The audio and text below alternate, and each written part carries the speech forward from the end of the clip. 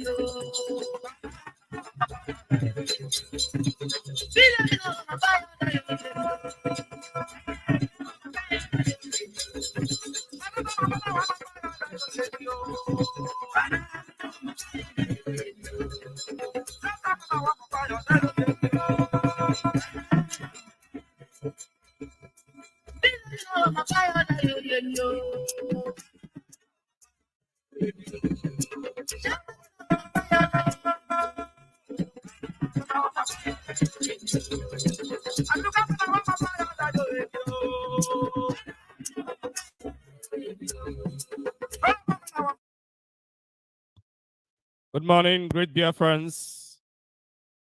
Good afternoon, good evening, good night to some of you, depending on where you're listening to us from. You are listening to Voice of the Coast on Biafra Radio. My name is Kimiowei, TARI NEMI. I am your host for this program this hour today. We must proceed. We are live on IPOB UK Media, on Facebook, on Twitter, and on YouTube.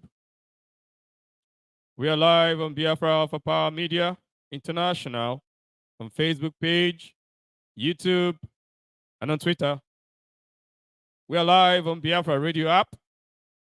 We are live on Biafra Radio on Facebook, on Twitter, and on YouTube. We must continue. We must make progress. And I will advise that to share this gospel, share this message to as much people as you can. Ensure you're not listening alone. Ensure that people within your sphere of contact have the opportunity to also listen to the gospel of liberation, the gospel of freedom for Africans and for Biafrans, for Africans and for mankind. That is what we do here. We preach the truth that liberates. We do not preach lie on this platform. We preach the truth and nothing but the truth. Because only the truth can liberate, only the truth can save you, only the truth can bring you out of destruction, only the truth. And that is what we preach, and that is our logo. Let us pray. Ogonomokire motomeda wuyengi nana we tamara yiba. We worship you, for there is no one else like you. There is none that can do the things that you do. You are God all by yourself. You need no assistance. You need no deputy. You need no executive. You are God. And because of this, we bow to you. We bow to no other. We bow to no flesh. We bow to no man. Irrespective of their power, as you are showing yourself strong in Africa, you are showing yourself strong in this world, that indeed you are the only wise God and there is none beside you. Before you there was none, and after you there cannot be any. Because before, present, and the future is you present. Oh Lord, we praise you. Irrespective of the challenges that we see, we praise you. And we thank you for our leader, Mazi Kanu, for how much you have kept him. And we ask that you continue to keep him healthy, irrespective of the health challenges that he's facing. Make him strong. Let him react to treatment positively.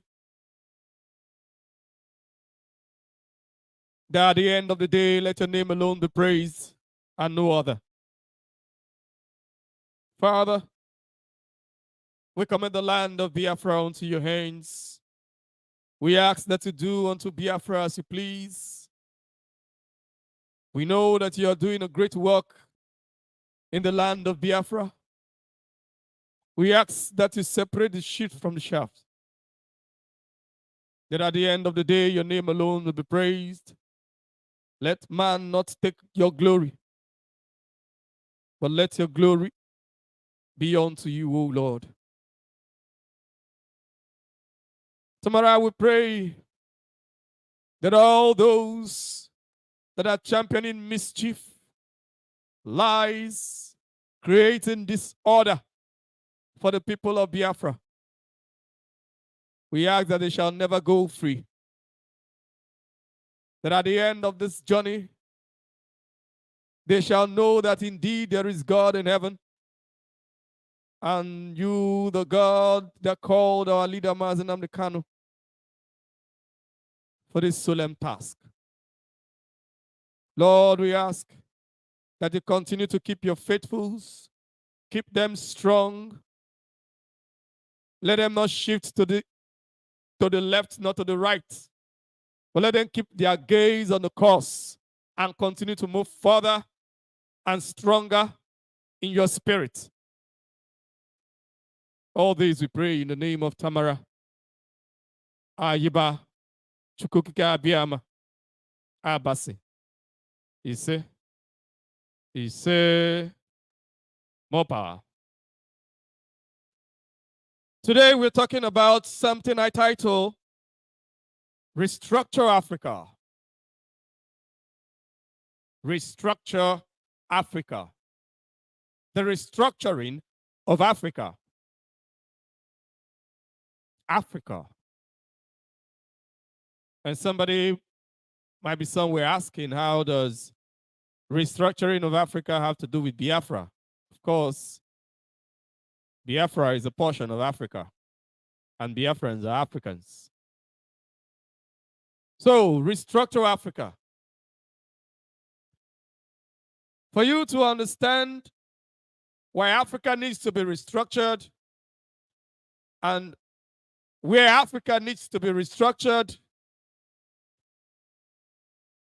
and in which areas that Africa needs to be restructured, you have to understand where we've been, what we've been to, or what we've been through, where we were, what we've been through, where we are now, and what we should do to restructure Africa. You know, what you see today as Africa, as a continent of Africa, as the mother continent of the world, what you see today was not always this way. The structures that you see, the systems that are practiced, the systems of religion, of worship, most of what we have today are alien to the continent. Most of what we have today were not known by men of this continent just a few years ago. When I say few years ago, you should know that this world is very old, because there are fossils of men that have been here for thousands of years before now. So we know that this world is very old. When I say this world, I mean the world of men. I'm not talking about the world of dinosaurs, which are actually dragons. You know, over time, we were told that dragons never existed. But now we're getting to understand that the things that are being discovered today as dinosaurs, they were actually the dragons that ancient books talked about. Dinosaurs are actually dragons. So those creatures existed on earth before man. But in man's world, of man's generation on earth, 500, 1,000 years is recent. It's a recent time. Okay, but concerning what we are going through now, it can be considered ancient. It can be considered ancient time because of how much Africa has changed over time in this short period. About 400, 500 years ago, before the European colonialism of Africa,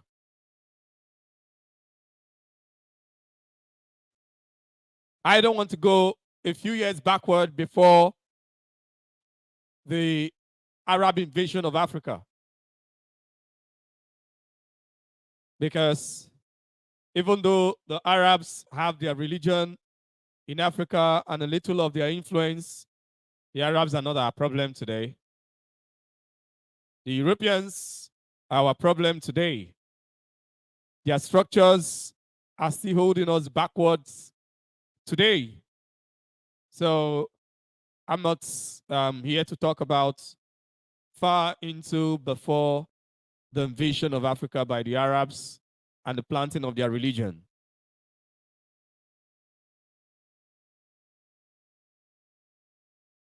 But before the European colonialism of Africa, or before Europe came into full trade,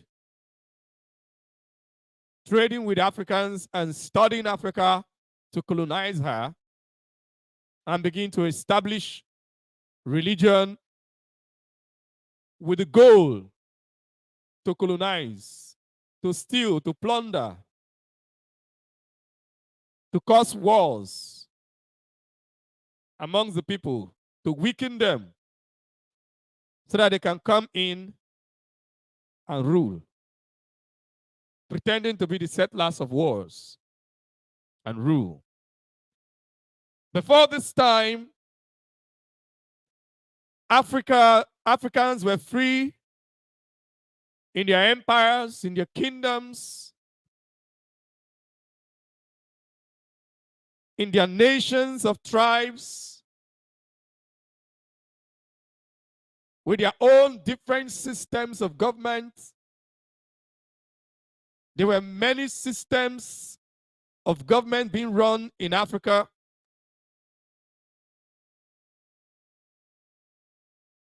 In many places, you had monarchy, but there were some places in Africa that didn't have monarchy or had a kind of monarchy. The kind of monarchy I mean is a collection of people that within their own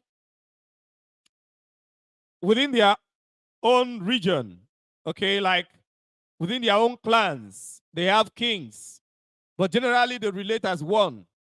So within their own city-states, there were kings. So there are other places that no kings. They had different forms in which they organize themselves, do business, make profits, share profits, and make progress, settle disputes, handle crimes, different systems.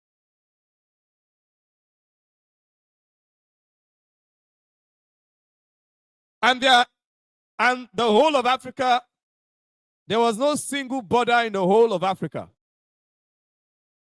Not one. No single border. Fact is, within Africa then, the tribes, the empires, the kingdoms, they all knew their boundaries. Even among communities, this community know where this other community's boundary stopped. They can have disputes of boundary, and they can fight a little war, and after a while they will settle. They can fight a little, let me not call it war, because most times, most of these things do not last long. They may fight a little, and they will settle the boundary. At the end of the day, they will say, okay, let this tree be the mark of the boundary, or let this house be the mark of the boundary, or let this stone be the mark of the boundary, and so on and so forth. But those boundaries were not borders. There were no borders. Individuals were free to travel. Individuals were free to trade. Nations were free to trade. Kingdoms were free to trade. Kings were free to trade with themselves and free to trade with other people. There were free movement of people and free trade. And in Africa, there were trade routes within Africa and beyond Africa. There were trade routes with Europe, trade routes with India, trade routes with the Arab world. Because those are the continents that we had land boundary with. But Africans also traveled to the Americas on ships built by Africans. Many people are not aware there were Africans before Christopher Columbus got to the United States. There were Africans in the Americas. Some of these Africans in America there were taken as slaves. Just do not forget that the Red Indians, the Aboriginal Red Indians, were also taken as slaves before they chose to come to Africa. So the same way they took the Aboriginal Red Indians as slaves, in America, there were also Africans that were taken as slaves. Those Africans can be considered Aborigine Africans of the American continent. So Africans traveled to the Americas on water, on sea, settled there, did business, came back, and some settled there and remained there. Others returned home. And you know, one bad thing about colonizers, empire builders, empire expansionists, is that they drag the world backward. If not for some of these greedy peoples and greedy nations over time, greedy kingdoms and greedy empires over time, man's advancement would have gone far beyond what we have today. Because most of what we see as man's advancements today, man have gotten here many thousand years before now. There are records in Egypt that looks like, there are images in Egypt that looked like the electrical bulb had been developed in Egypt. Electricity had been developed in Egypt.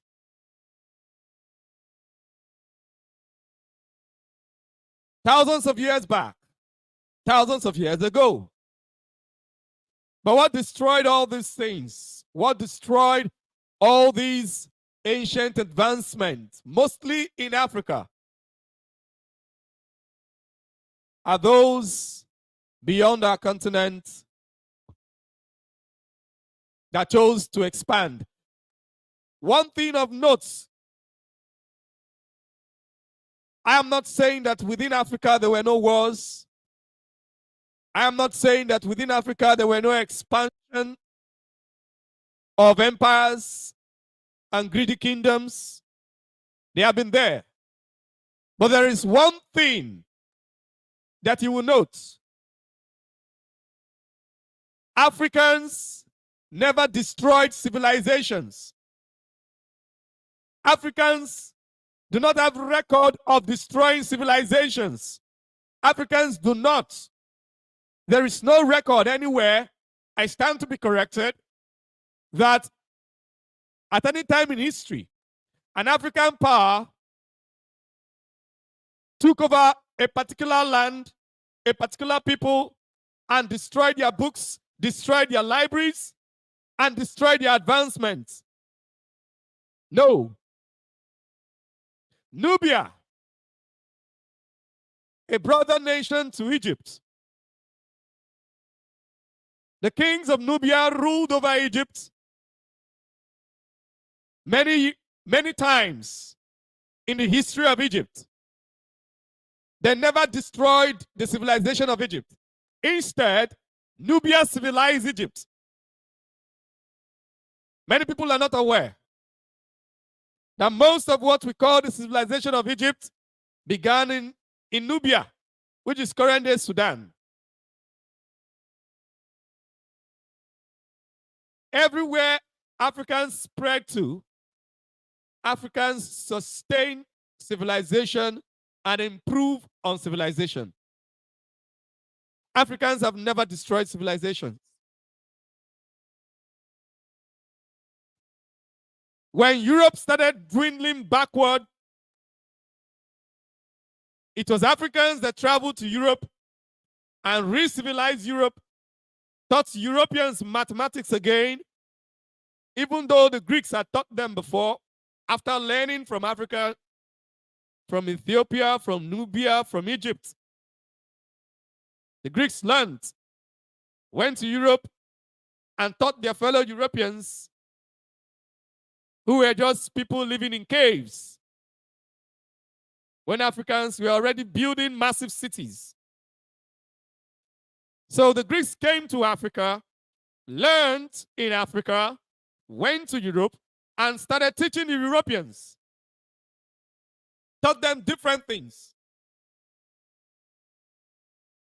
And after the Greek Empire fell, the Roman Empire came up. The Romans are power mongers, power greedy fellows. In fact, it is the ideology of Rome that still runs Europe till today. Other Europeans copied that power, that greed for power from the ancient Romans. So the Roman system then, you can liken the Romans of that time to the Fulani of today in operation, in the sense that the way the Romans operated, they do not care about a civilization, and they know nothing. All they know is war. That is all they know. They can fight, they can kill, they are bloody. So they come to your place. When they come to your place, they destroy your civilization. They kill people and destroy your civilization. They burn down everything that you've developed, everything that you hold there, because they do not know the value. They burn these things down and start ruling you. They force you to their own backwardness, and you must have to continue there. They did that in many places, even in Egypt. But of course, it's not everywhere in Africa that they were able to expand to. The Romans were not able to expand to everywhere in Africa. So some of this knowledge was still reserved. So after Rome fell, Europe returned to dark age, the age of ignorance. It was still Africans, the Moors of Western Africa and North Africa, that went back to Europe and re-educated them. So Africa have only spread civilization in this world. Africa have never destroyed. If you have Africans ruling in other places, all Africans see is how to civilize the place. Africans have, while other men have passion for control of other people and to kill other men, most Africans have the passion to develop. Most Africans have the passion to develop others. That is why Africans naturally admire nations that are developing. But yet, they do not want us to develop. Because naturally speaking, by the time Africans begin to develop again, to develop Africa, just as the rest of the world is developing, they fear that Africans will be at the top again. Because civilization and everything, including all the religions in the world, have roots in African spirituality. Whether it is spiritual advancement, or it is technological advancement, or it is political advancement, most of it can be traced to Africa. So Africa have only spread civilization. Africa have only spread knowledge to the world. Africa have never destroyed. But when others have the opportunity to defeat African nations, kingdoms, or empires. Because while we are thinking of advancement of growth, whether spiritual advancement or technological advancement or whatever advancement, other people are looking out for how to take advantage of our innocence and purity to destroy us. That is what the others do. They look out for taking advantage of the innocence of the African man and the purity of his heart to destroy him. All the religions that have been created after learning or after picking from Africa, they designed it to control and bring it back to try to control the minds of Africans so that they can rule over Africans and control their land and the resources in Africa. It's not our fault that the Creator planted so much natural resources in Africa. If you understand science, you will understand that it is only natural for the oldest continent to have most of the natural resources, because most of these natural resources are formed through time. You know, I'm a geologist, so I can tell you that. Whether it is the solid minerals or it is the hydrocarbon, all these things are formed through time. So it is only natural. When you have so much resources in Africa, it makes you to understand that Africa is the oldest. Even when you have coal, those places where you see you have coal, you have hydrocarbon, most of it is as a result of ancient life. This hydrocarbon is ancient life that has been buried in the ground for donkey years and have mixed up in the formation of rocks over time. So what you have as hydrocarbon is actually is fossil, is ancient life. So it is because Africa is old, very old. That is why you have most of the natural resources within the continent. So it's not our fault. It's not our fault, but the greed of others, they want to have control of our minds and control of our people. So these trade routes have been there. We've been trading with these people until the Europeans, like I have taught before on Radio Biafra, the Europeans, when they began to have need of pepper, so much need of pepper, and they wanted to boycott the Greeks that to an extent had the monopoly of pepper, and they were using it against the rest of Western Europe. So they want to have access to India. It started making the Europeans to explore other trade routes with other parts of the world until they were able to, before they found themselves in the Americas, and at the end of the day, they were able to navigate themselves back to India to get the pepper, and that opened their eyes to other lands and other trade routes, and they started trading with the rest of the world. And that innate greed that they have in them to steal what belongs to others, to impoverish them so that you can be rich, to destroy their cultures, destroy their ways of life, and destroy their destinies, and steal it all, made them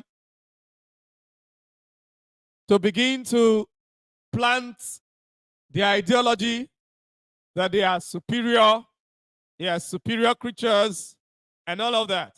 Because it is only natural that your teacher, that you have respect for your teacher, and a place where people have always come to teach you, is only natural for you to feel that these people are superior. If not for the fact that in recent times we have been able to uncover all the secrets of the past, to discover that Europeans didn't actually teach us. They didn't actually give us civilization. We actually civilized them. We founded civilization and civilized them. They came here, they learned, they went back, they couldn't continue. We went back to them and taught them. Okay, so knowing that we civilized them, we now understand that they are not superior. Or else, during this period of slavery and oppression, they have been able to implant in the minds of many Africans that being in a white skin makes you superior. That it is because they are in a white skin, that is why they know more than we do. But of course they don't. They don't know more than we do. And now we know that they do not. Man is man, everyone is equal. There is none that is superior. So, but this period of time of trading, they started planting seeds.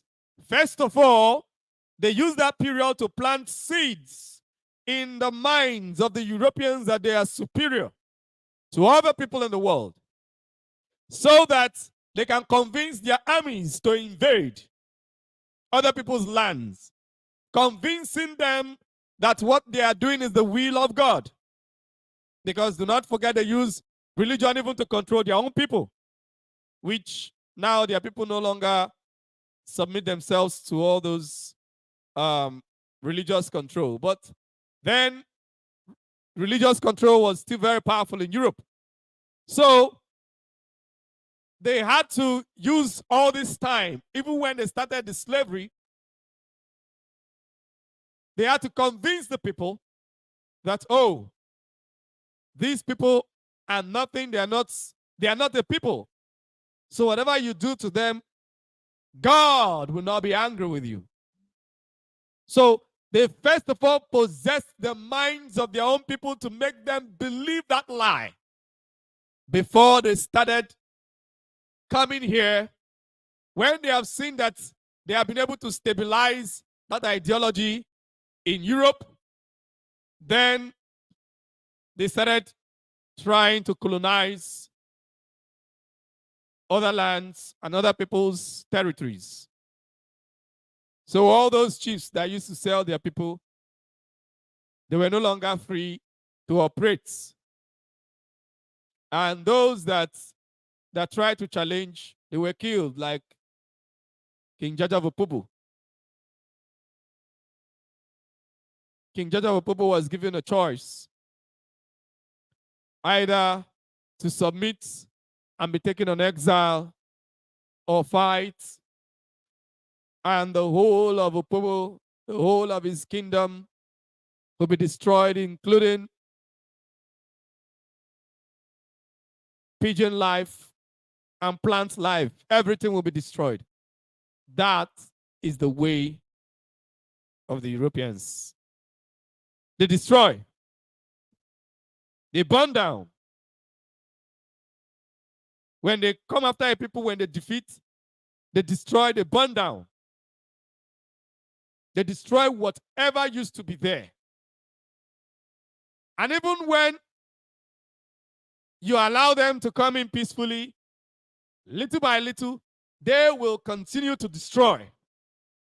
And that is why in Africa, our past of this period, where the Europeans and the Americans, which are still Europeans, have had control of our people and the minds of our people, you notice that in Africa, the past is better than the future. After so many years, older people will tell you, oh, in our days, Africa, things get difficult by the day. There is no progress. Things keep getting worse. As the day comes, things get bad and get worse. Things only get bad. And some people think it's normal. No, it's according to design. So, when these people came at the Berlin conference, they now chose, because the Berlin conference was called up because Europeans have started grabbing territories in Africa.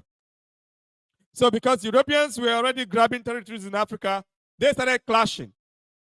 But before they started grabbing territories in Africa, what did they do? There were internal wars, wars upon wars, among brothers, among friends. These people will be thinking that, oh, these people have a problem, they will fight. So Europeans were the ones doing business with everybody, but the Europeans were not fighting themselves, but they were making these people that they are doing business with to fight them. You know, if you have one customer, it's only one customer that comes to buy goods, and there are many people selling, that customer becomes king. There are many people selling similar products. The customer becomes king. So he can set the marketers against themselves. He can make them to fight themselves and kill themselves because he becomes king. That was exactly how the Europeans made Africa to be weak, because you cannot imagine somebody from Europe coming to fight an African state whereby, let me say, for instance, the Oyo, that Britain was coming to fight Oyo at the time when Oyo was still strong, when all the areas, all the Yoruba into Benin, into Togo, were all part of this Oyo Empire before the coming of the Europeans. So as at this time, and with the Oyo friendly relationship with the Benin Empire, and at that time when the Benin Empire was still strong, with all her territories intact and all her friends, now you can imagine if the Oyo were to be invaded by Britain, and the power was beginning to get stronger for the Oyo, definitely, you know, the Benin Empire would have helped. As it happened in the case of Oyo and the Fulani Empire. When the Fulani attacked Oyo, Oyo was almost conquered. Oyo retreated and got some help from the Benin Empire. And they got back their feet and chased the invaders away. But of course, they had already lost Ilori. So, of which till today they've not gotten back, of course.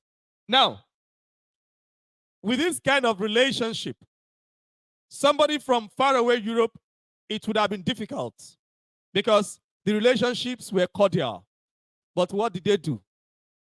They ensured that they made they started doing business to put the people at par against themselves, so that they hate themselves. That hatred still lies in Africa till today. That ancient hatred. There are some tribes that hate some other tribes. Why they hate these tribes, they do not know. Why do they hate this their neighbor? They cannot tell. They say, oh, it's the way they behave. Oh, this thing they do, or that thing they do. No. That hatred have been created by foreigners, by Europeans, even before colonization. even before colonialism, so that the people cannot bond.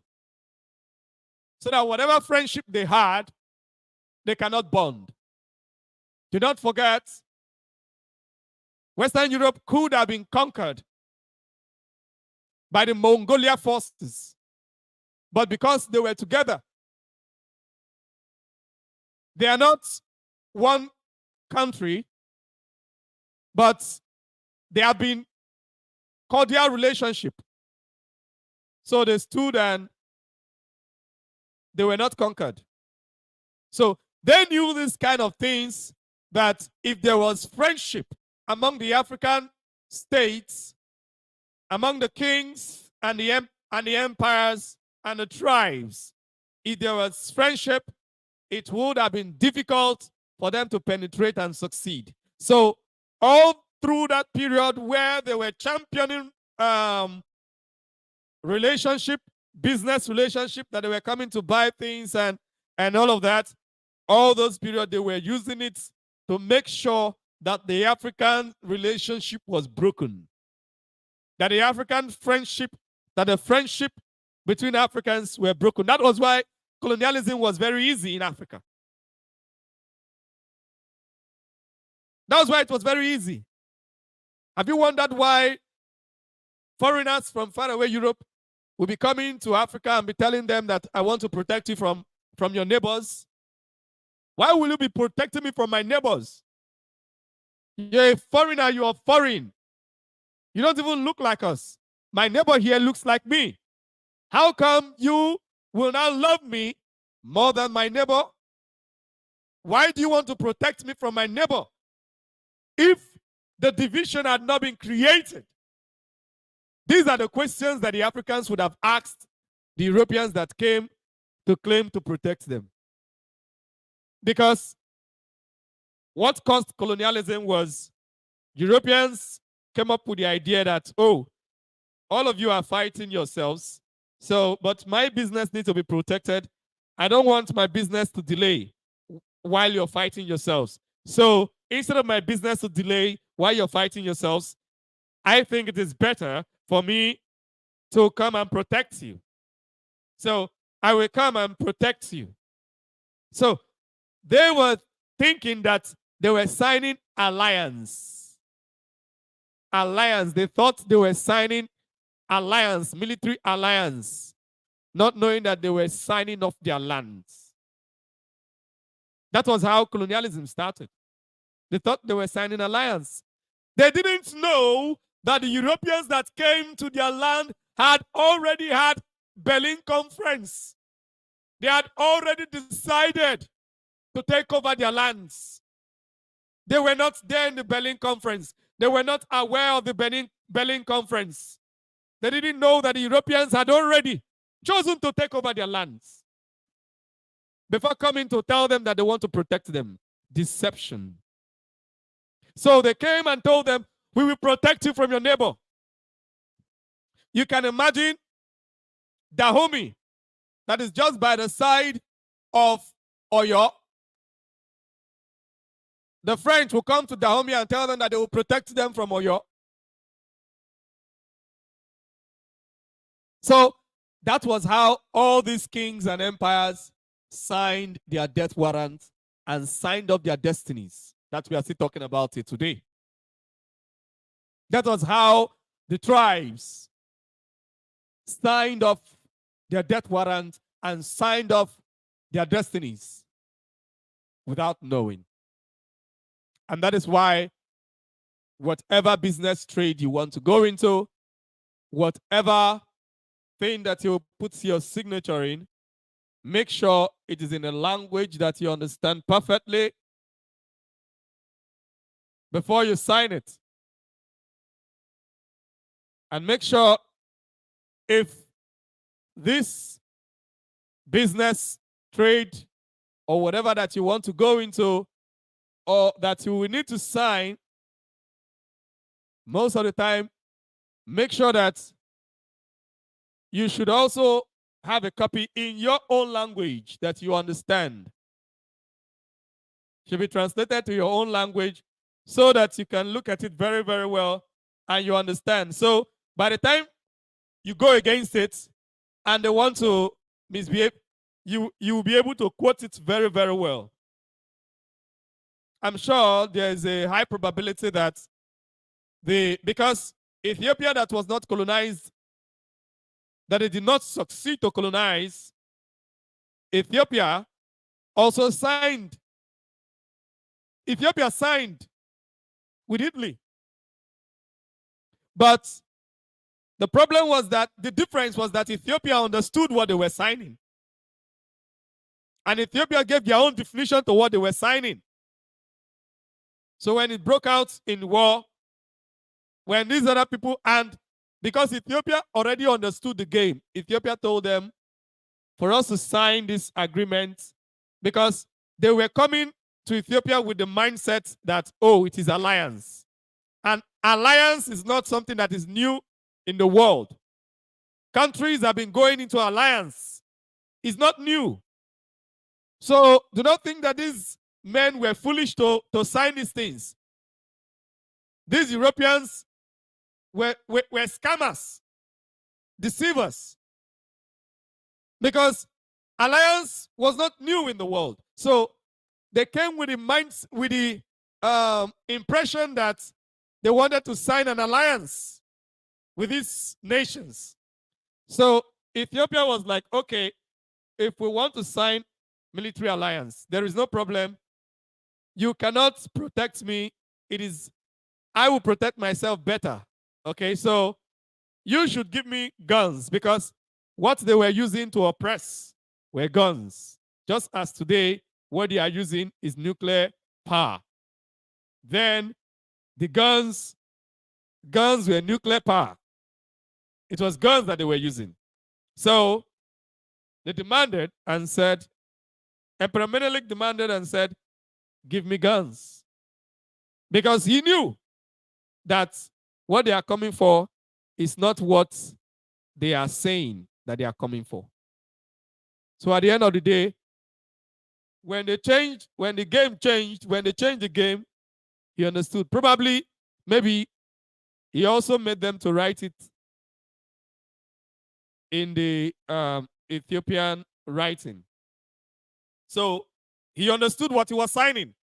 But most of these other people did not understand what they were signing.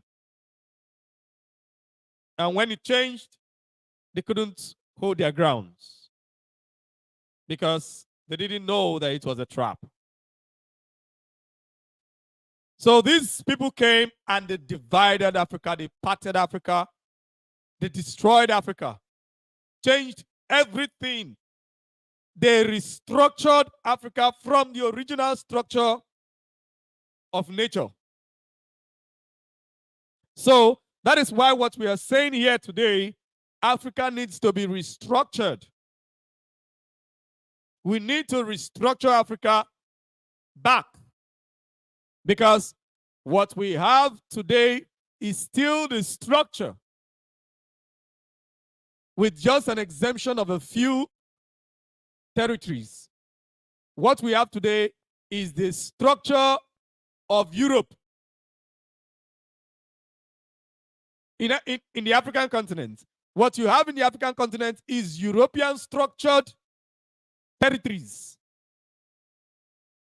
So you say that you're free, but your structure is still according to the way Europe designed you. So how are you free? So if you say that you are free, then you need to restructure Africa, and you don't need to begin to protect what was built by people that hate you, by people that killed your fathers, by people that are stealing from you, by people that don't want you to exist. They don't want you to excel. They don't want you to develop. They want you to remain in poverty. They don't want you to produce for yourself. When somebody becomes smart and tries to produce, they will steal him and take him to Europe. Or they will influence the puppet government to destroy that person. No, don't allow them to develop. Why should he build cars, build planes? Stop them. But over there in Europe, Once you have any major talents to develop,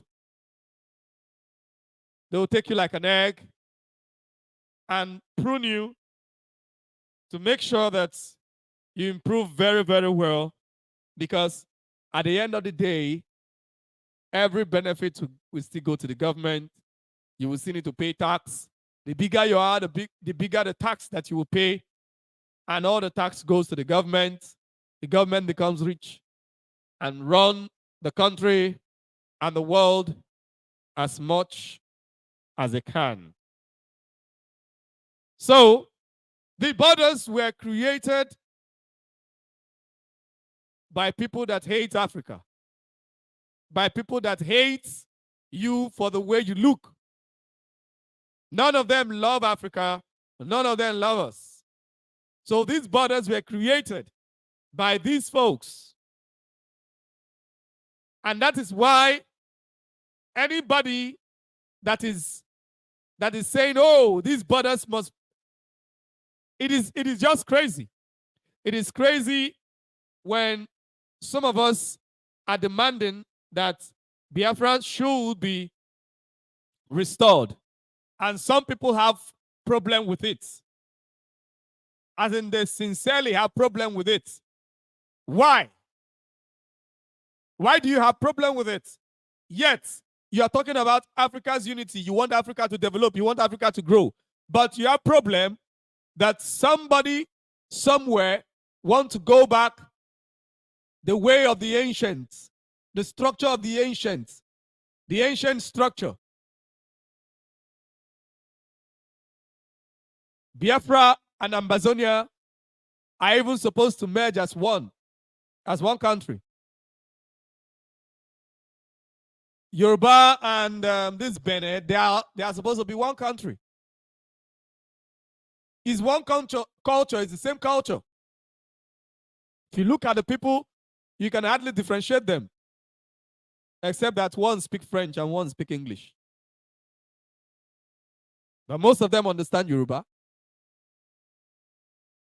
So, these mindsets that have been created by colonialism must be put away. I'm not saying that I'm not after Africa's unity. No.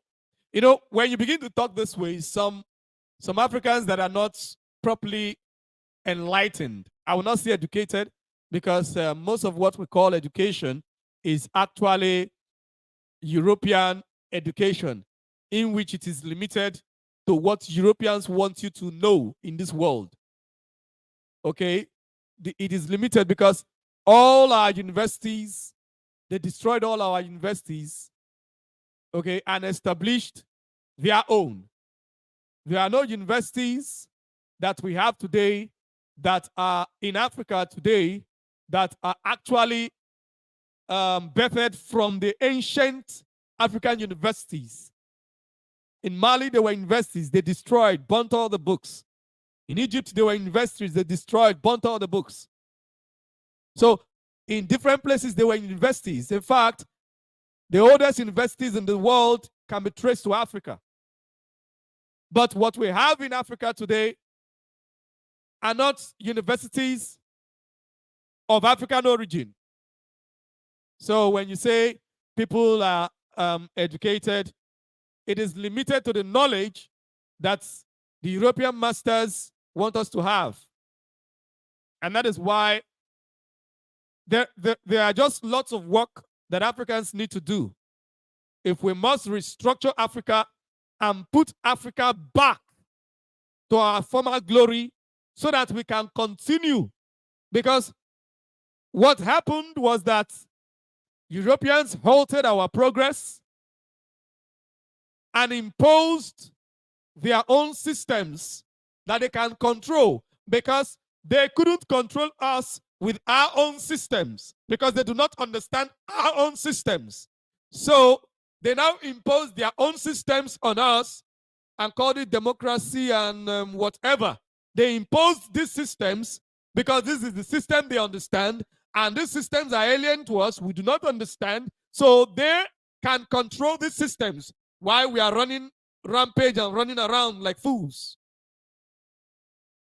So what we have as government, governance, all of these systems we teach people, there's a whole lot of work that we need to do. Systems of government and all of that, there's a whole lot of work we need to do. Whole lot of research.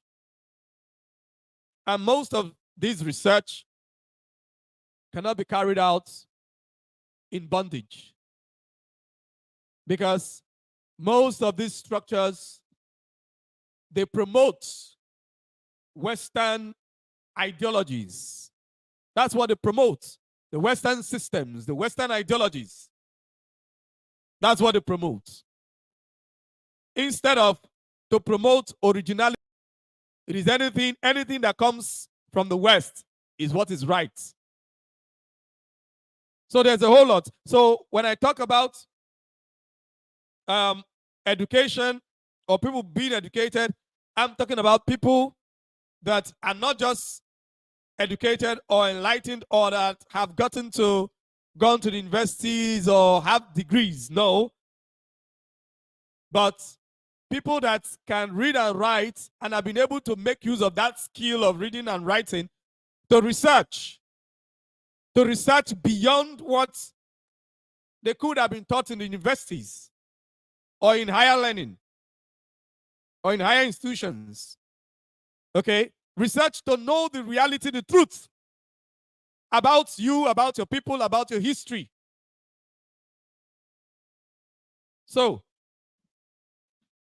most of our people are not properly educated, and that is why we have some of these platforms to make sure that we educate our people, to make sure that we tighten the loose knots that the Europeans removed and hid.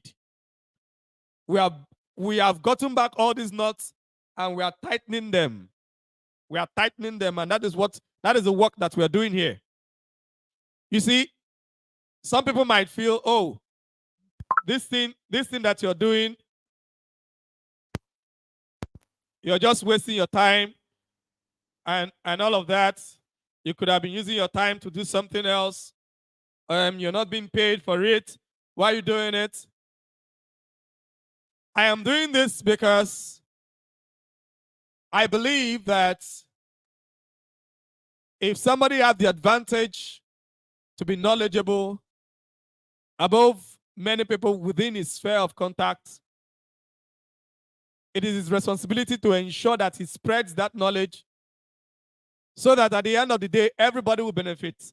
Because if Africa gets better, if Biafra is restored, and the whole of Africa is free, every one of us will be happy. Every one of us will be free.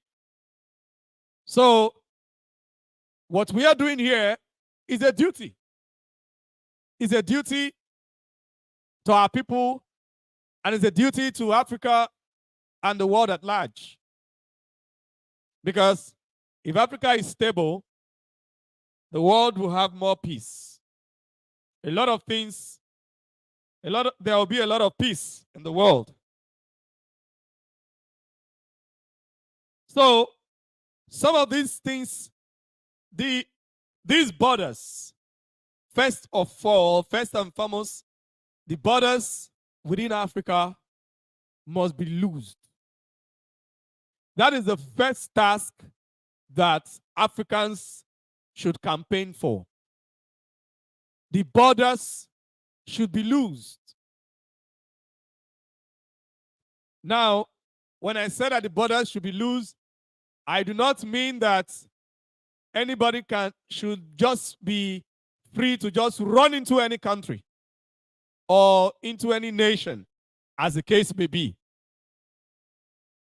I'm not saying that the borders should just be open and people should be able to travel without examination, without being examined like the Fulanese carrying army into Biafra land. No.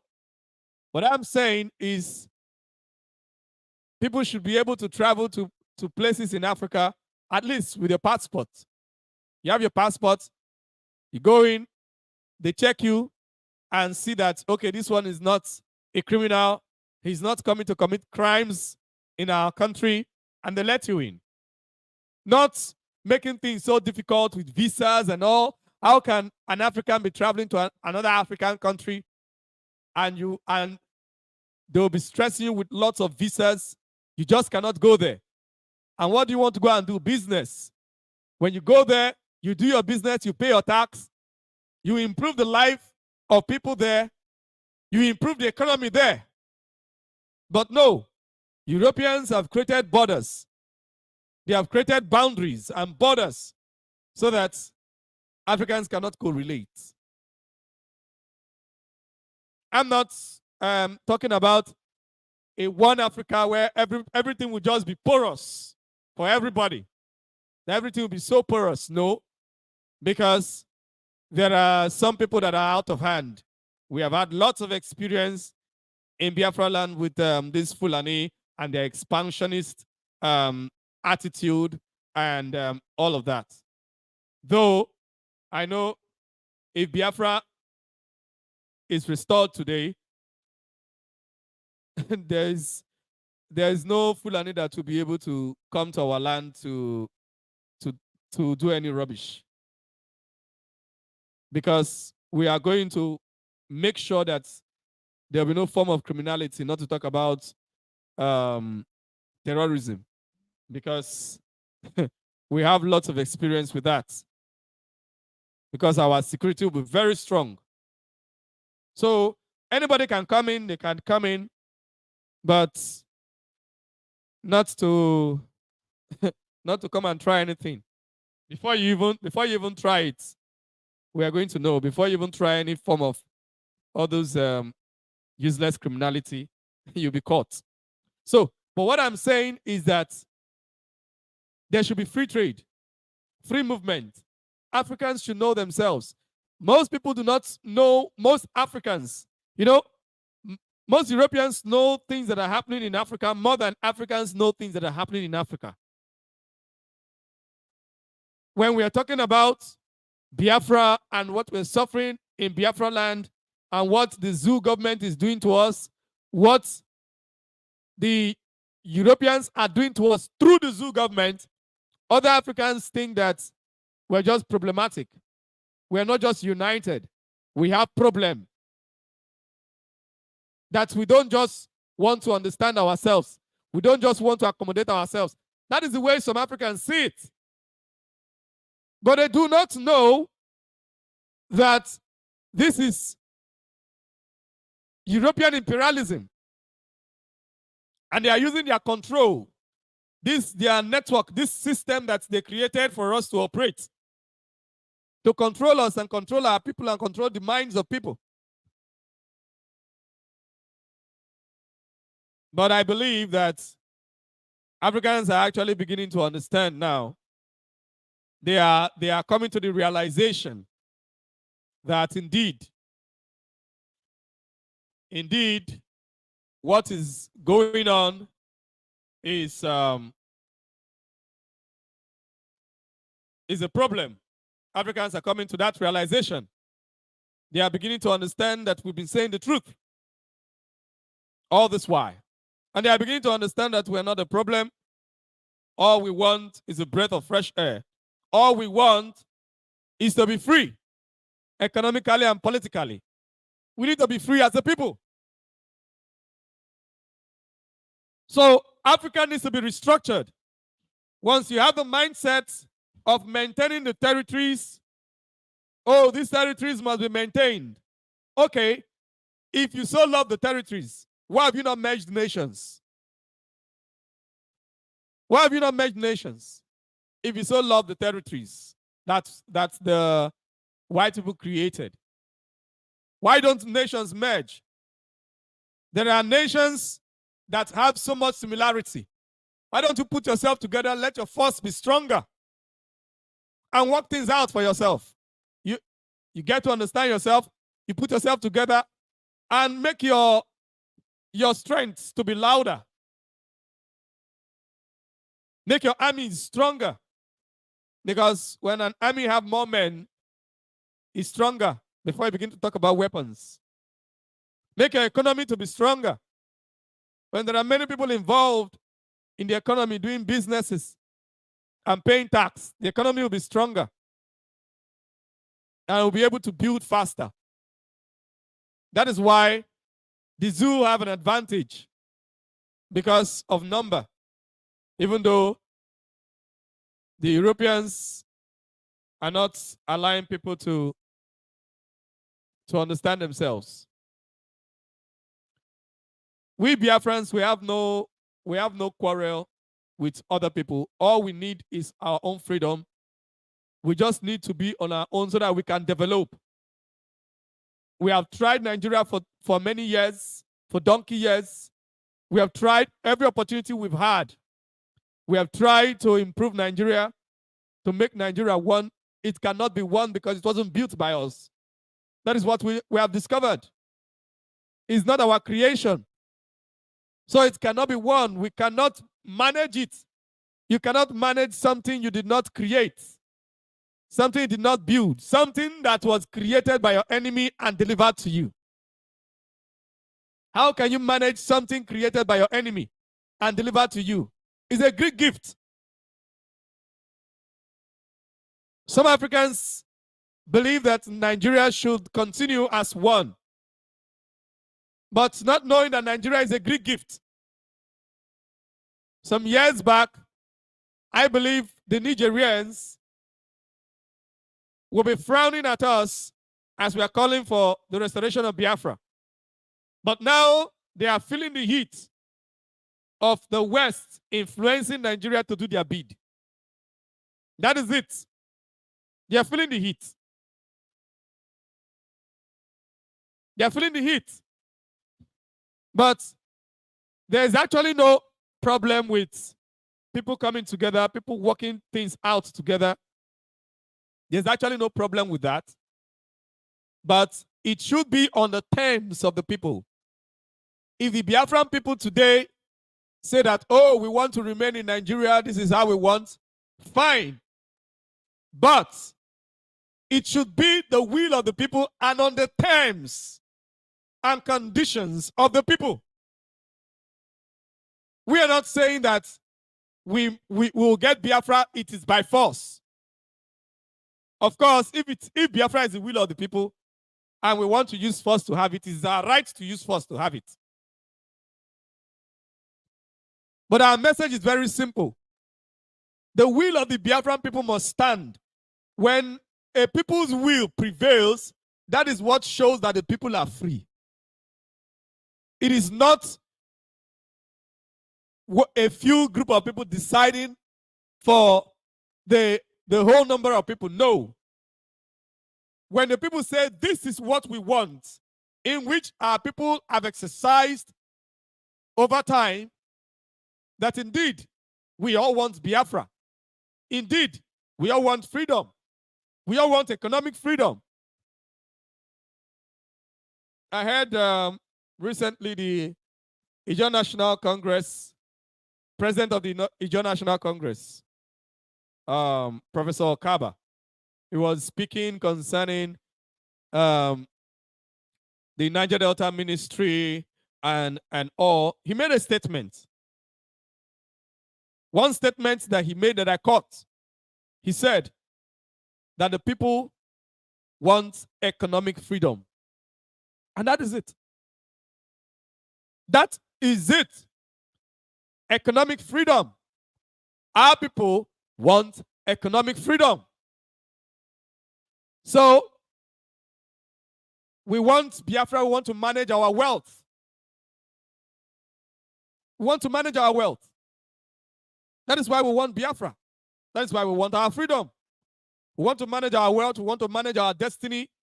We want to manage our people. We want to manage the kind of information our people receive so that our people will not be weak and frail and stupid.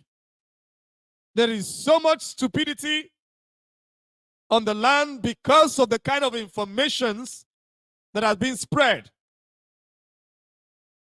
So much stupidity because the West will make sure that they suppress the truth, then that one that is a lie, that one that makes you stupid and weak, you will see massive growth. Some people were saying, oh, why are you on the radio? Why don't you rely on Facebook and just continue Facebook? Because there is somebody somehow linked to the radio that they hate. Why should I rely on Facebook when I want to pass information to the world? Why should I limit myself to just Facebook? I can use Facebook, of course, but why should I limit myself to only Facebook? So that Facebook can control my informations. As at last 2 years, some of my broadcasts on Facebook was making them to crack. When you play the videos, you not even hear the words that I'm saying. Meanwhile, on the radio, the words are clear. But on Facebook, you will not hear the words. They are cracking. Facebook have tampered on them. That's where you want me to rely on. When I'm taking pains to do research to ensure I educate the world, you want me to rely on Facebook? You're not serious. Facebook that is under the control of my enemies. Biafra Radio is not under the control of our enemies. They cannot censor our message, so you can get it. You can get the message. They cannot suppress it. That is why we tell you, download Biafra Radio so that you can get your message directly. Not relying on their platforms. Of course, we'll make use of their platforms because there are some of our people there. That's for sure. We'll make use of their platforms, but we don't rely on it. We don't rely on it. We don't rely on Facebook. We don't rely on any of their platforms to pass our message. No. And that is why they do not like us. That is why the West do not like us. Because we always make sure, you know, what makes this movement to be very powerful is that the West do not have monopoly of information in relation to the quest for the restoration of Biafra. We have our own radio. We have where we can disseminate our own information. Probably they were thinking that whatever message we want to give, we must rely on them. No, we broke free from that. We're not relying on them. And they do not like it. So whatever you do on Facebook, they keep suppressing it. I don't care. I don't care how much they try to suppress my informations that I put on Facebook because I'm not limited to it. But if I was limited to it, it would be discouraging because when you want to teach lots of people, pass so much information, they'll be suppressing it. And some people used to mock me and say, oh, he has very, very little number of followers on Facebook and on social media. It's not me. Whatever knowledge I have, I already know. Whatever information you do not have, you are being cheated on. It is not me that is disseminating the information that is being cheated. It is you. It is not me that will make stupid decisions that will destroy myself or destroy our people. It is you. But you will not know that you're making stupid decisions because you're not aware. You don't have the adequate knowledge to even know that the decisions you're making are stupid. Because there are some people that know that they are making wrong decisions, but because they have been paid, they have been settled. So they are working for their masters. Those ones are different. But there are innocent people that are making stupid decisions. They are innocent. They receive nothing. Rather, they are the ones still paying, giving their money. Innocent people. It is because of such people that we are talking. It is because of such people that we are disseminating this information to ensure that you do not remain stupid. So if the information doesn't get to you, you are being cheated on. If you're denied the information, you are being cheated on. Not me, because Elohim gave me the message and I came and I passed it to you. So the people that denied you the opportunity to hear it are the ones that denied you the adequate knowledge. Because when I want to get my informations, I go for it. I go for my informations. I listen to those that have it. And I keep it. So the trade relations among nations must continue. Or sorry, these trade relations must begin, because there are no trade relations in Africa. African nations don't trade among themselves because they all think they are all poor. They need money. So they give natural resources to those that don't have it. And I know why. They don't trade among themselves because they don't produce. Because if you produce, maybe the zoo will have to buy uranium from Niger. If the zoo want to use uranium to produce different things that it should be used to produce for. Okay, so because they don't produce, they don't buy from themselves. Because they don't produce, they don't buy for themselves. So all these things must be restructured, because before now, Africa was not just a continent of raw material. Our people were producing for themselves. The weapons that were used to fight were being produced locally. The weapons that these kingdoms were using to fight, they were not buying them, they were producing them. Benin used to produce bronze weapons. They were producing all these their weapons. So why shouldn't we produce? I'm not saying that we should just be thinking of war and all of that, but definitely we should think of defense, not war, but defense. For instance, China is a world power today. In fact, the United States is so scared of China. And with the way China is going, China is likely to become the #1 power in the world. With this BRICS friendship and all breaking out from the Western hegemony and the dollar control, China is likely to become the #1 economic power in the world.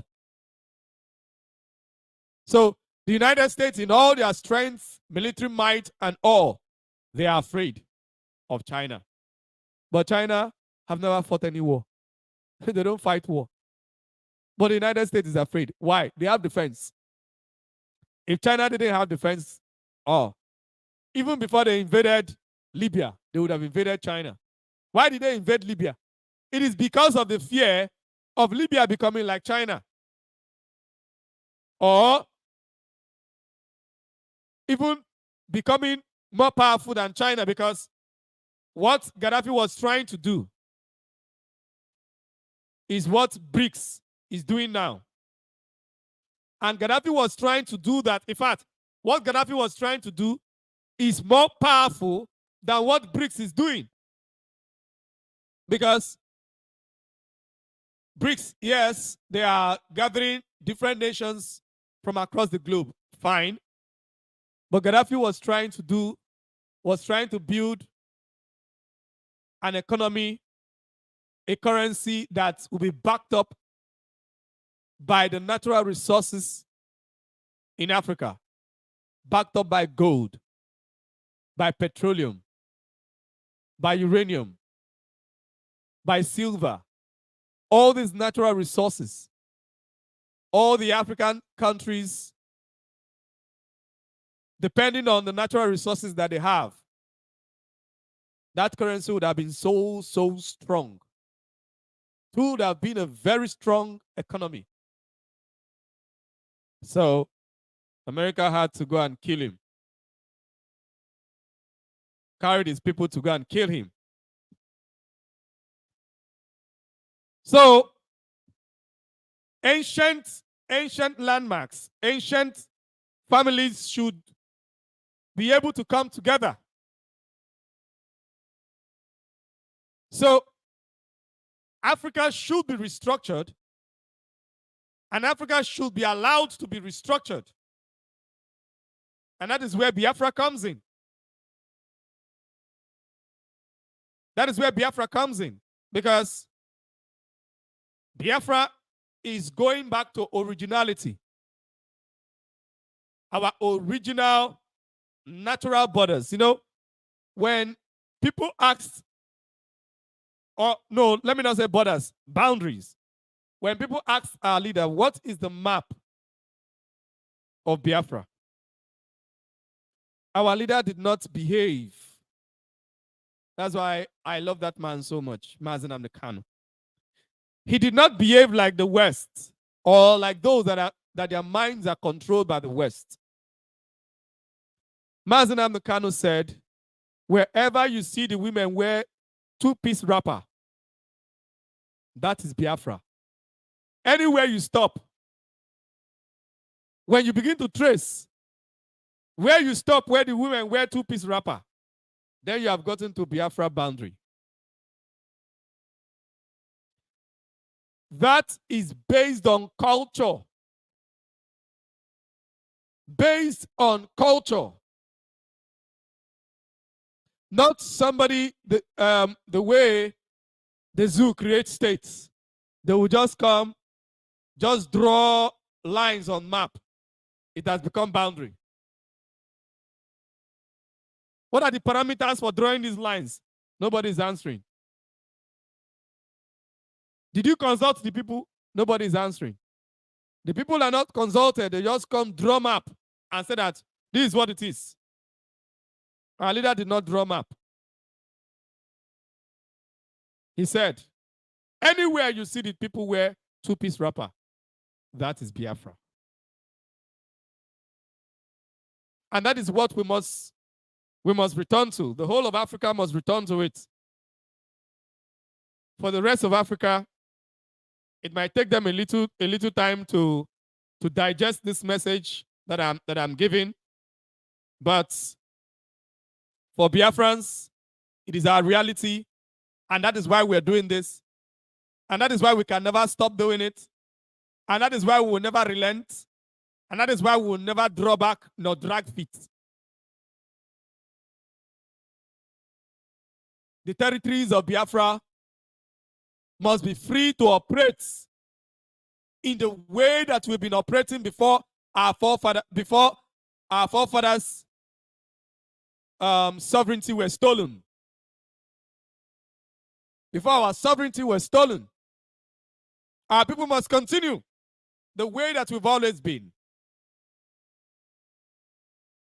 We are a proud people. We do not bow. And as we have started, we can never bow.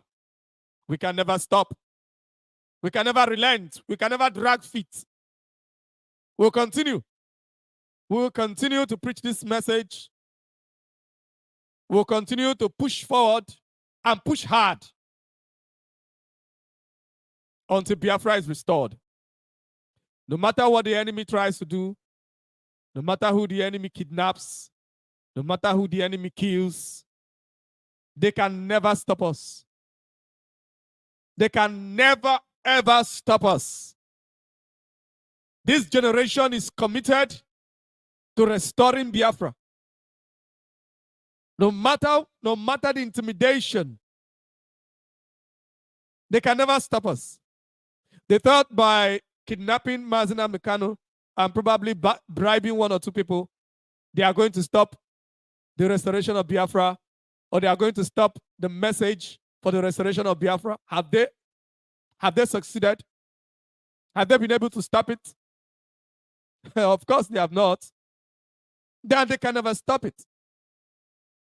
Because our eyes have opened to all the tricks of the European invaders to our land, the European invaders to our minds. Our eyes are open to all the tricks, and we are ready to dismantle every of these barriers and these walls that were put in our minds to keep us under subjection forever. You know, slavery is beyond chains in the hands. Slavery begins with chains. When they get hold of the person the first time, the person will not realize that he has been captured and is now a slave. The person will keep fighting, trying to fight off slavery. Then comes the beating. They will beat and beat and beat until the person becomes afraid to continue to fight. But those that refuse to fear, they can beat you to death. And in death you won. Because a slave is only defeated when he accepts slavery. When a slave is killed, when a man that is captured is killed, the man was killed. The man was never a slave. So, but when the man accepts and begin to consider this person that has been beating him as master and begin to obey the person out of fear, then that is when that person has become a slave.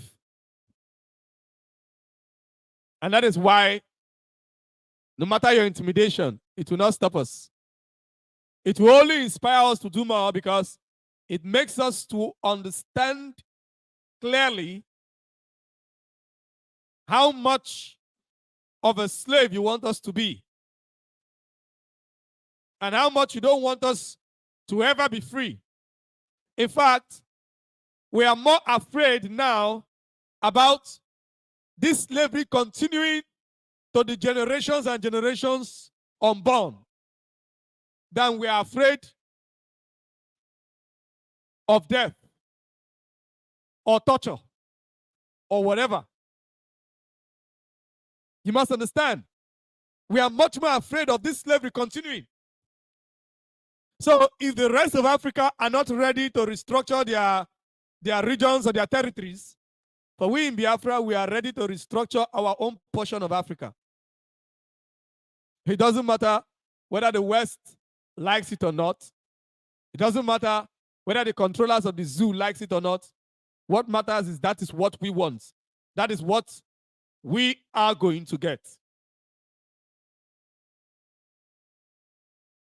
That is what we want. That is what we're going to get. We must restructure Africa in our own territory.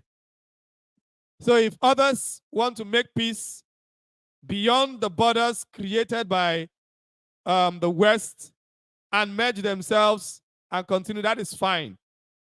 Africa's unity is good, but original territories must be respected. And we are not looking at an African territory or African unity whereby one person that is being controlled by what's it called? One person that is a puppet of the West will now be controlling the whole of Africa. Then it means that the whole of Africa has returned to even a deeper slavery, because that one will want to use all the power, all the military to oppress, and you have nowhere to run to, you have nowhere to go to. So everybody within their territory, you control yourself, then we can have organizations of friendship. Of course, definitely not the likes of ECOWAS and AU, because anybody that wants freedom will cut himself off from France, Britain, British controlled ECOWAS and European-controlled AU, whereby they can come to Africa to come and kill one of us, and the whole of AU, all those that portray themselves as leaders, can try to go and talk to them, and they'll be shunned like children. They'll be told, get out of here. We must deal with this man. We must kill him. In your own territory, in your own continent, they shut you out. NATO shut out AU. Then what is the use of AU? What is the use of the African Union? It's of no use. Of no use to the people. The African Union is of no good use to the people. So it's not such an organization I'm talking about. If these are the only organizations, when we have our freedom in Biafra, we will not be part of any of them. Of course, now, it's not by force that a sovereign nation must be part of any organization. Even United Nations is not by force. So no organization is by force. If you're a sovereign nation, you're a sovereign nation, you can do your things the way you want to. It's not every nation in this world that is a member of the United Nations. Because even the United Nations is deeply corrupt and controlled by the West.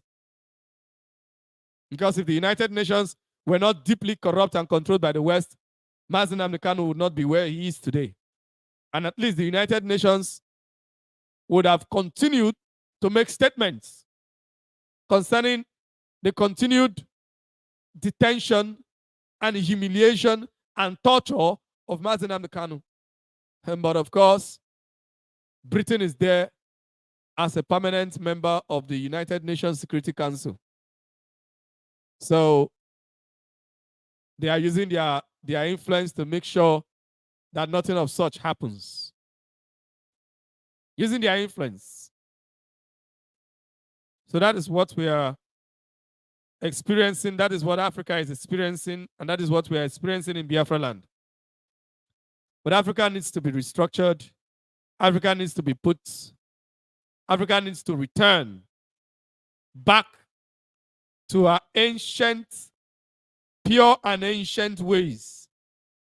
I'm not saying concerning religion and all of that. Religion is personal. Okay, religion is personal. That one can be preached, but it's not something that should be by force and all of that. Religion should be personal, fine. But politically, economically, technologically, everything, Africa needs to return, because most people in Africa have even forgotten how things were done before the white men came. Because most places in Africa have become so westernized. Once you do things according to your culture, or you even speak like people from your place, you speak the English language with the intonation of people from your place, some people mock you and they begin to see you as uncivilized because they do not understand what civilization is. Civilization is not language. Civilization is not language.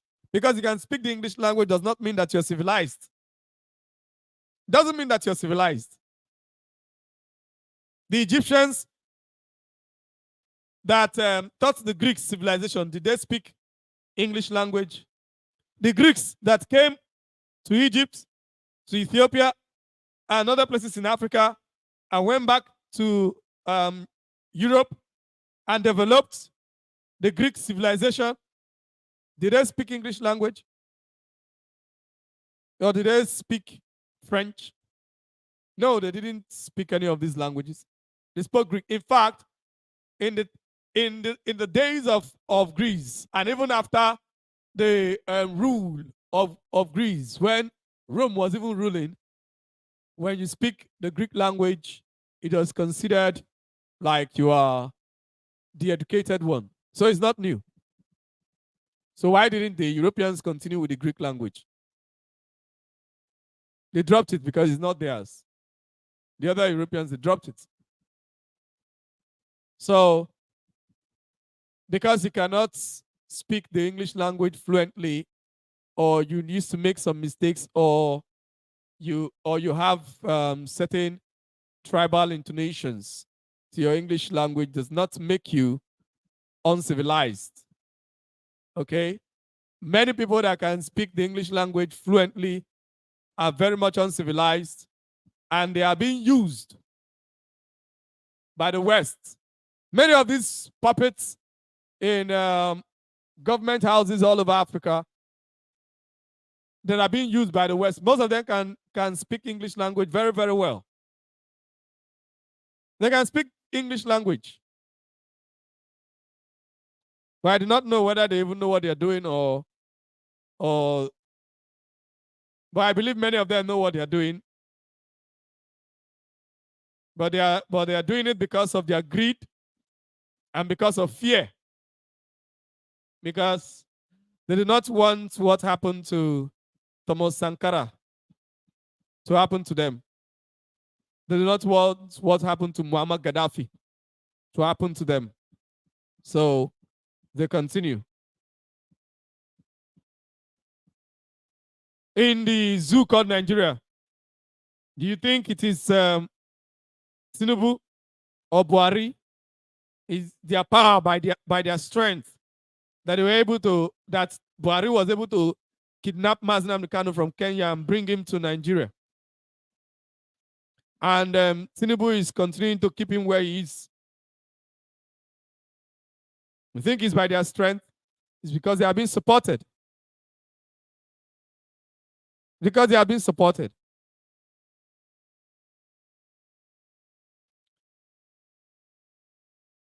The lines are open. In case you want to call, you are free to call in. You are free to call in. You can call, but before that call, before you call in, let me first of all announce the number to call in. Then I'll mention certain names. Then I will tell you when to call in. The number to call in is +49 173 527 5073. That is on Signal. You can only call this number on Signal. Okay? You can call this number on Signal. +49 173 527 5073. This is the number to call on Signal alone. Okay? On Signal alone. So this number, you can call it on Signal. That's fine. So there are many of our people. There are many of our people that have been abducted. The zoo have adopted our people. They keep kidnapping people, going from place to place, kidnapping our people because of freedom of speech, because they are members of IPOB. Just for the fact that you're a member of IPOB, it makes you automatically a criminal in the zoo. That is how the zoo goes about kidnapping people. Meanwhile, IPOB is the people. Millions of people are members of IPOB. And even people that are not members of IPOB are being kidnapped on the excuse that they are members of IPOB. There are some of our people, they kidnap them, and nobody have an idea of where they are or what has happened to them. They whisk them away, come to their houses at night and kidnap them putting fear into their wives and their children. In some occasions, they can even take the wife as well. Take these people. What crimes have they committed? Nothing, but because they are calling for the restoration of Biafra. They have committed no crimes. But for the fact that you're calling for the restoration of Biafra, the zoo called Nigeria will mark you out for extinction. They have marked Biafrans for extinction. And that is what is going on. So once you stand out, you refuse to shift your grounds,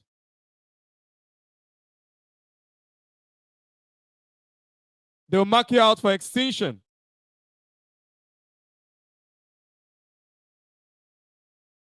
You refuse to shift grounds, they'll mark you out. So they keep going about kidnapping our people. They keep going about kidnapping our people to make sure that these people can no longer continue in this work that they are doing.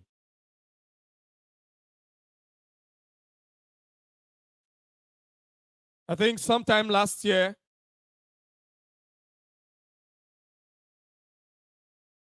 one of our members, I think his name is Engineer Michael, he was kidnapped in Imo State. Kidnapped in Imo State. Engineer Michael. Till today, no news of him. They have not taken them to court. If you claim that these people are criminals, then take them to court. Let a lawyer stand by them. So why kidnap people and you refuse to take them to court? Take them to court. If you say that it is an arrest, then take them to court. Why are you afraid of taking them to court? Idara Gold that is free today, how long did it take them before they took her to court? Why? They have nothing against these people. Because according to the law, what we are doing, there is absolutely nothing wrong with it. What is wrong for people to call for referendum? Referendum that everybody is doing everywhere. When an African calls for referendum, it becomes war. Everywhere you go to, referendum. The same Britain that do not want Biafra land to have referendum. Organize referendum for Scotland.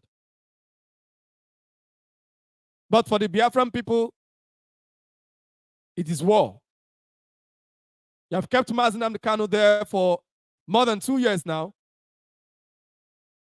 And in the space of these 2 years, they have been going about all around kidnapping people. And they will not take them to courts. They will not take them for any hearing. Some of these people, as they pick them like that, it is straight to their death. To date, they've not taken Engineer Michael to court. Mazi Bright of Ebonyi State, they've not taken him to court,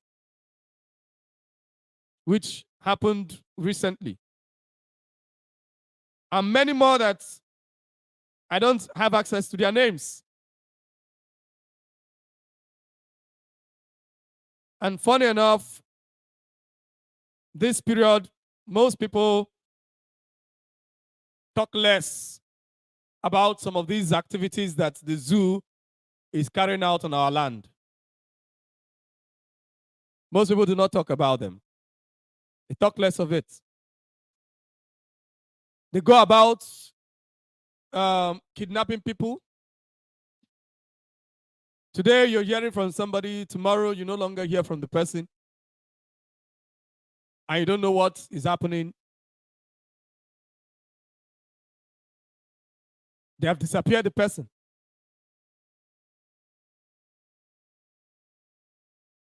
So these are the crimes that the British creation called Nigeria is doing to the people. Whenever you rise up and say no to the oppression and say no to the economic strangulation of your people and say no to the destruction of your land and the pollution of your air and water. Once you stand up and say, no, this is wrong. You see, the wrong that these European folks have done to our people in Africa, not just in Biafra land, but in Africa entirely. I do not think that books, the whole books in this world, will be enough to write all of them. The crimes. There are some things that have become like an everyday life. It has become like normal. Why? Because they use black people to do these things against black people. And when you complain, they will say, oh, it is within them, we don't want to interfere. For real, you don't want to interfere. You don't want to interfere because that man is your puppet and what he's doing favors you. But when the man begins to take certain steps that do not favor the West, they will want to interfere. Look at the elections in the zoo. They don't want to interfere. But when Goodluck Jonathan was there, because he had started taking certain steps against the West, Obama came to NTA, National Television of the zoo, and was talking directly to the Nigerian or the people that call themselves Nigeria. He was talking to them like as if he is the president of Nigeria directly, telling them to vote and all of that. Why should the president of the United States concern himself so much as to come to national TV, make a video to be played on national TV of another country, not even within his continent, and asking them to vote? The day I saw that thing on TV, I knew that something was playing out, which I did not understand. I knew something was playing out because I was aware how much these people were fighting Goodluck Jonathan, using Boko Haram to fight him. I'm not saying that Goodluck Jonathan is the best president or the best thing that should have happened. But of course, experience over time have shown everybody that he is better than all of them, even those before and those after him. Before Goodluck Jonathan, there was no freedom of speech in the zoo. There was no freedom of speech. But in the time of Goodluck Jonathan, there was freedom of speech, even freedom to insult him as much as you like. Feel free to insult him and behave the way you like. People started experiencing democracy. So these people used Boko Haram because Boko Haram is their creation. Increased the strength of Boko Haram. Why they were telling him that he cannot handle Boko Haram, but they were actually the ones fighting him. Boko Haram is the creation of the West. One of the major reasons they killed Gaddafi and left Libya porous is so that those people that they have planted in the Middle East to destabilize the Middle East, because they had to destabilize the Middle East because of the oil there. And they also wanted that connection to be connected down to the zoo because of the oil as well, so they can also destabilize the zoo and destabilize West Africa. The aim is actually the zoo. So, and this man was just there stopping them. Gaddafi was there at Libya stopping them, stopping these people from the Middle East to come down to Africa and to West Africa. So they took him out and left that country porous so that nobody would actually stand there to stop terrorism. So after doing that, when they were doing that, Goodluck Jonathan was there, or was it Goodluck Jonathan or which other president was there in the zoo? They were quiet. They didn't understand the game that was being played. That was being played out then. They did not speak on behalf of. I think it was Goodluck Jonathan that was president then. They didn't speak on behalf of Gaddafi. In fact, prior to that time, Gaddafi had already said that the zoo should be divided into two,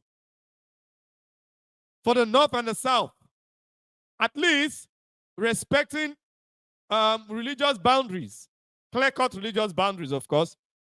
We all know that in the south, in Yoruba land and some other places, there is Islam, of course, but it's not the way it is in the north.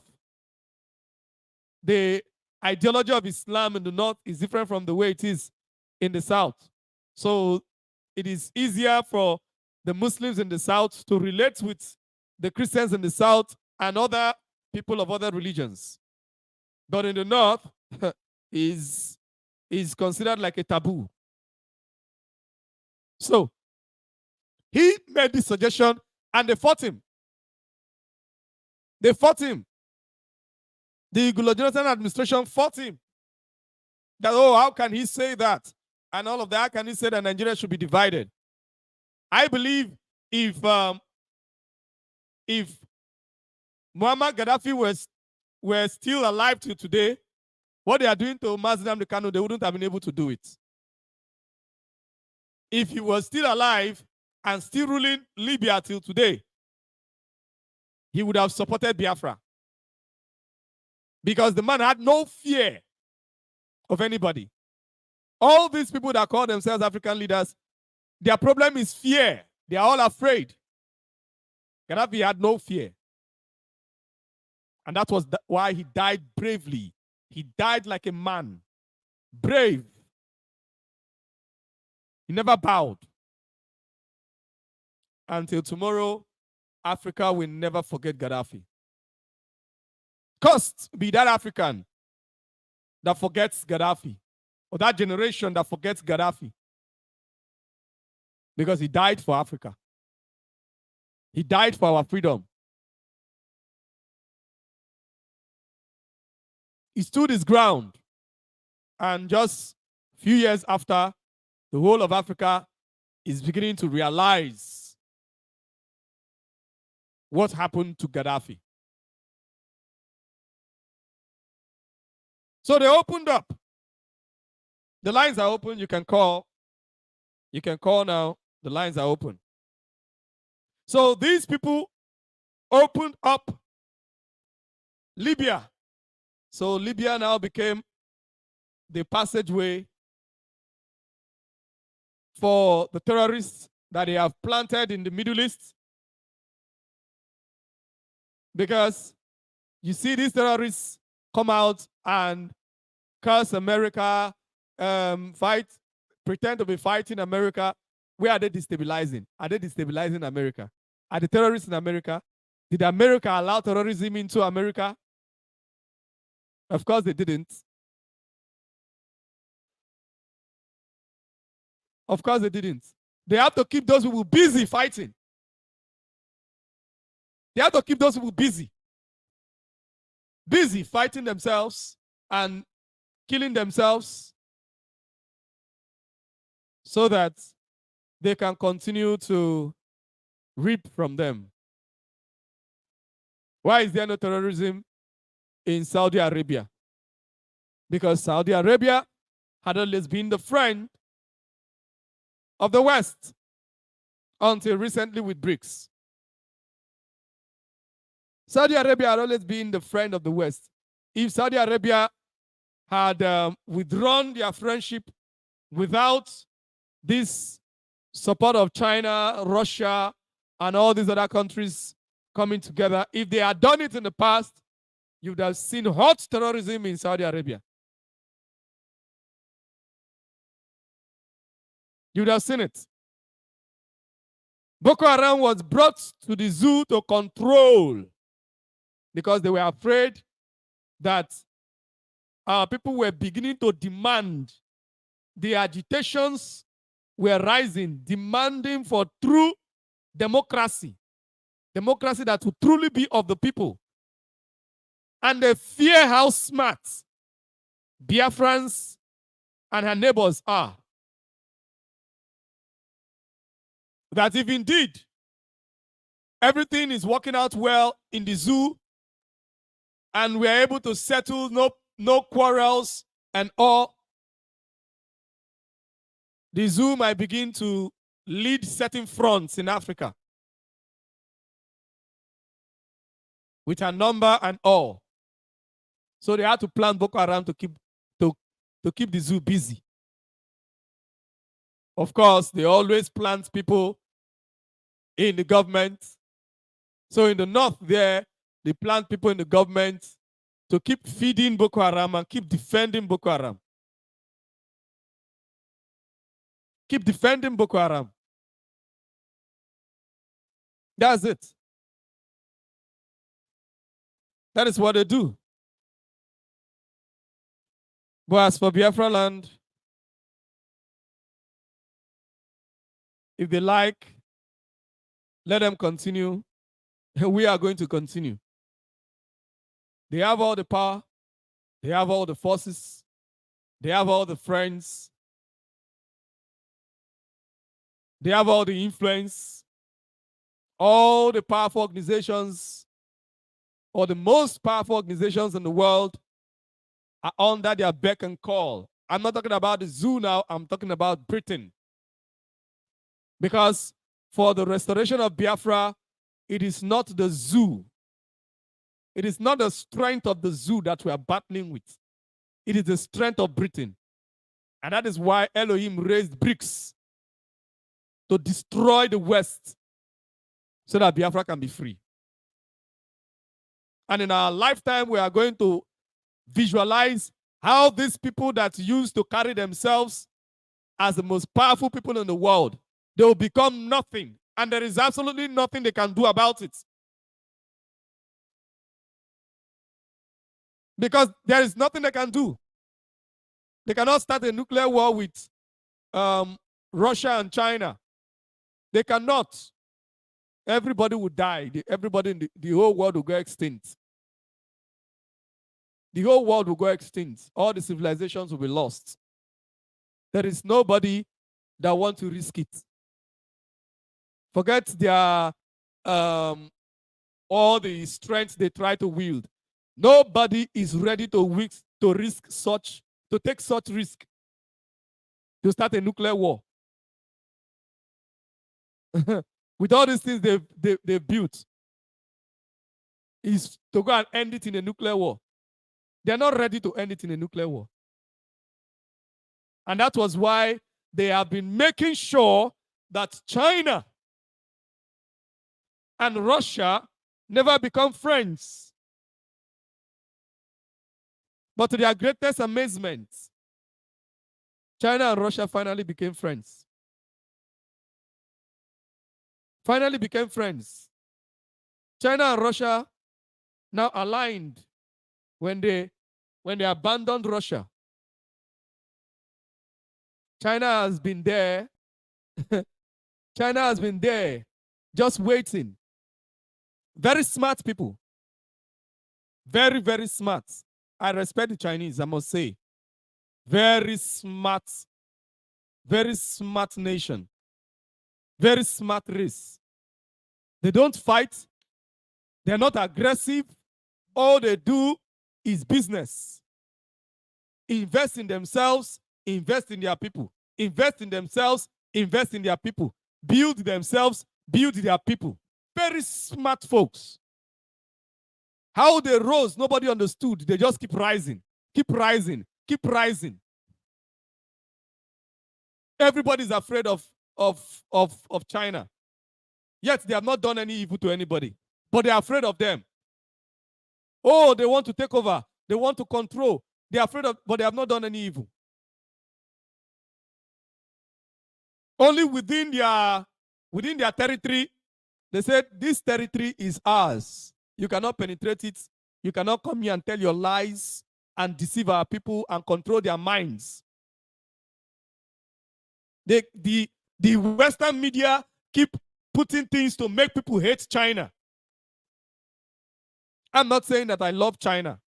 The only nation I love, the only country I love in this world is Biafra. I respect people, and of course, I love my African brothers. But Biafra first. That's my first love. Then next, my African brothers. Anybody that mean well for Africa is my friend. I'm not also saying, by this, I'm not also saying, oh, I approve of Chinese relationship with African nations. That one is dependent on the African nations and the agreements that they have with China. It has nothing to do with me. But I'm only saying that the Chinese are smart people, very, very smart people. They don't go about putting their armies in places and causing war and fighting people and killing people in their own lands and taking over their resources and oppressing them. The Chinese don't do all that. In the places in Africa where the Chinese are even taking over their businesses, it is those Africans it is the foolishness of the African leaders. Nobody is deceiving anybody. Let us stop all this. It is the foolishness of the African leaders. That's why they cannot complain. China will tell you, okay, I will do this for you, and this and all. If you cannot pay back, okay, I'll borrow you this money, or I am going to build so and so thing. You're supposed to pay me back in so time. This is normal discipline. You should be disciplined when doing business. Many Africans are not disciplined. And all they just want is to be stealing money. Because the Europeans have corrupted them and have spoiled them. They're not answerable to their people. So at the end of the day, you're not able to pay. So what do you expect the Chinese to do? Is it not something you signed to? They didn't deceive you. You signed to it. You understood the terms and conditions. So if you later develop yourself and develop your country and you're able to pay them back, then they will leave. But I do not know their business transactions or agreements. I cannot speak on that. But what I'm saying is that the Chinese are smart. They have just been there. They are not fighting anybody. And all, they've just been there. But Russia have just been there as well. Russia didn't have any need to begin to go against the West. They were okay, they were comfortable the way they were. But the West, the expansionist mindset of the West was becoming too much. And breaking of agreements, that's what they do. That is what they do. They'll come into agreement with you and they will break it. Come into agreement with you and they will break it. Oh, you break your structures. I will break mine. You break yours, they don't break theirs. And they keep expanding to your territory. So Russia is just trying to save her head. And Russia knows that she alone cannot fight the West. It's not one country. It's not just the United States, the whole of Europe, and all of them are strong. There's no European country that is weak. Of course, some are stronger than others, but there is no one that is weak. We should not deceive ourselves. No one is weak, and all of them are together, putting all their strength together against only one Russia. Russia had to shift and begin to make friends all over the world. So when you see Russia coming to Africa, they are trying to save their heads. They want to make friends. because the people that want to put them under, they want to make Russia to become a third world country. Russia is fighting because by the time they are able to spread and they now start threatening Russia and start influencing the decisions that the leaders or the president of Russia makes, or the leaders of Russia begin to make. Before you know it, the one that is strong, they will influence and assassinate him and put a puppet in Russia. Before you know it, Russia will become a third world country. So the Russian Federation is fighting against that, trying to save her head. So started going all over the world trying to look for friends. That is what you see in BRICS. And that is why you see Russia coming to Africa, trying to strengthen African countries, because a slave cannot help himself. He needs freedom first. A slave cannot help you. He cannot help himself. He cannot help you. African nations are slaves. So Russia is offering help so that these nations, if they have sense, they can stand on their own and become friends with Russia, just the way America have friends in Europe and other places in the world. So Russia is looking for friends to save her head. I don't think Russia is looking for colonies because she has problem. People that are looking for colonies are people that are comfortable. Russia is looking for friends. You can tell me maybe China is looking for colonies. Well, that one is debatable. But for Russia, I know Russia is looking for friends. So Russia went to China. Let us be friends. They have sanctioned me. I need others. And China said, I didn't sanction you. I need money. I'm a businessman. And the friendship continued. And what you saw in South Africa, the BRICS summit, is as a result of this friendship that Russia is trying to have all over the world. And this friendship will be the end of the European powers. This friendship is the end of the European powers. And we come to the end of today's program. Thank you very, very much for listening. My name is Kimiowei TARI NEMI, and this is Voice of the Coast on Biafra Radio. Thank you very much. God bless you.